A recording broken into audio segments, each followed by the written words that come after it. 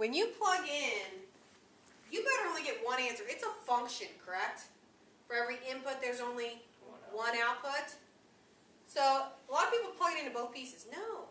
-1, where does that fall? The top. The top. So I'm plugging into this one only. So when I do that, I get 2 times -1 plus 3. So -2 plus 3 is 1. But a lot of people mistakenly give me 2 answers for that, but that makes it not a function. You look at first which piece does it fall, and you plug it in. That's it. Yeah? Okay? Let's find f of 1.5.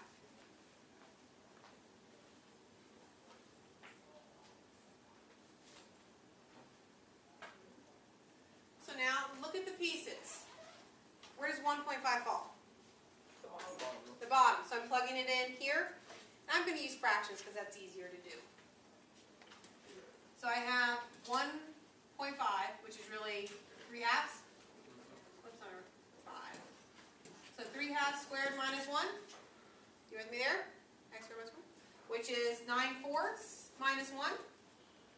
Common denominator. I get 5/4.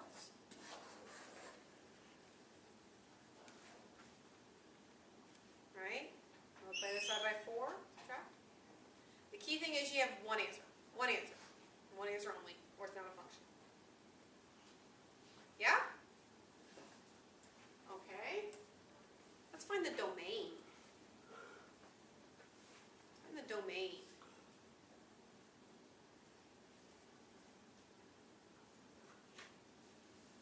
Okay. So first of all, remember our 3 areas. What are the 3 things I need to watch out for? Zeros in the denominator. Zeros in the denominator. Negatives in the square root. Oh. We already said roots, yeah. Oh, there's only 3 things you need to memorize. 3. What's the third one? It's your favorite. I'll wait. No, but that's how to get inverses, what you're thinking of. I'll wait if you're flipping back.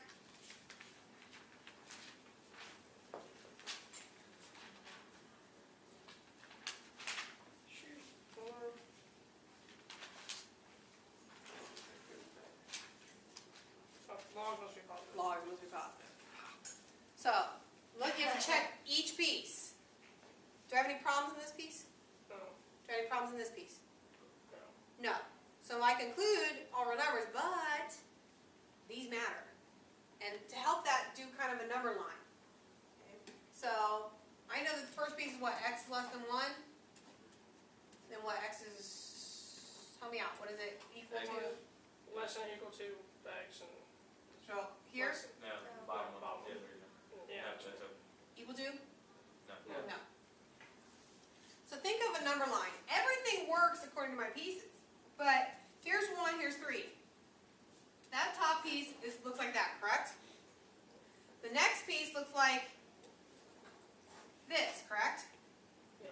So is there a problem at 1? No. No, it's filled in. It's defined, isn't it? So everything is filled in until I get to 3. But then there's nothing after that. So my domain is -infinity till I get to 3. It's parentheses because it is an open circle. So yeah, it is all real numbers, so there are no problems, but these functions don't exist for all real numbers. It stops. The graph stops. Does that make sense? A number line helps. Equal to 3. Like if you did Then it'd just be bracket. Yep. Yeah? Let's graph. Let's graph this puppy.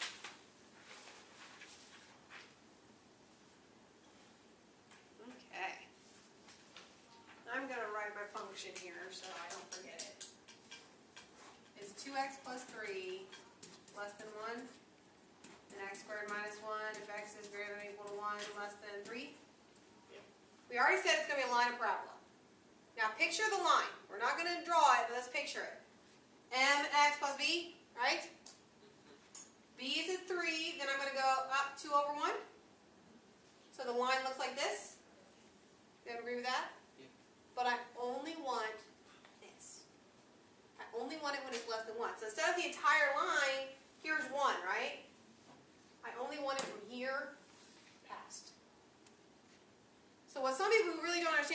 you can do this if it helps you. Graph the entire line and then erase what you don't want. But we shouldn't need that. I know it's less than 1, so I know my line exists until I get to 1. Now here's the easy way to find where it is. Take 1, plug in 1. What do I get? 5. So at 1, my function is at 5. Is it going to be an open or a closed circle?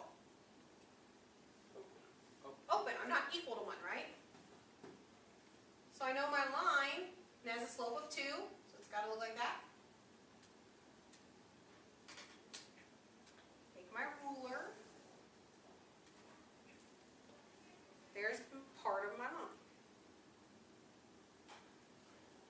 But I only want it until I get to 1.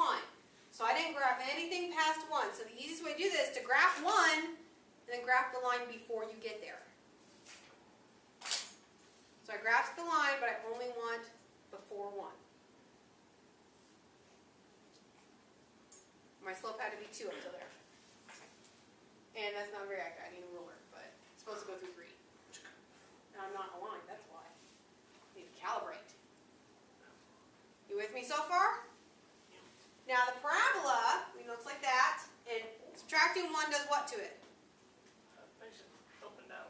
No, it doesn't. Makes it move down, shift down, correct? Subtracting or adding shifts it up and down. So I know the parabola looks like this, right? Yeah.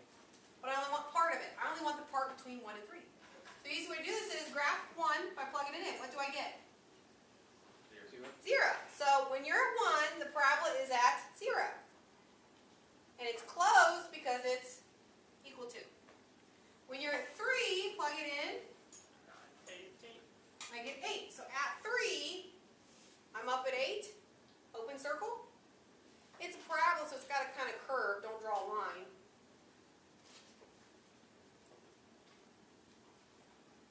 But what the parabola really looks like, it looks like this.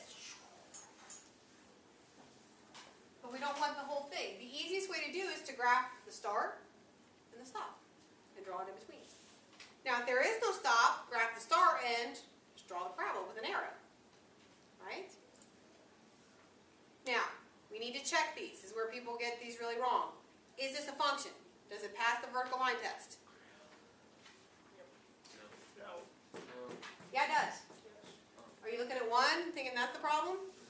But it doesn't exist here. It only hits here. Does that make sense? Because that's an open circle. It passes that vertical line test. The problem is I have a lot of people, their pieces overlap. Your pieces should never overlap. That's kind of nice to know that when you do your homework, if you find your pieces overlap, you're doing it wrong. Okay? They never overlap because it's not a function. Yeah? I think my camera's about to die, so turn it off.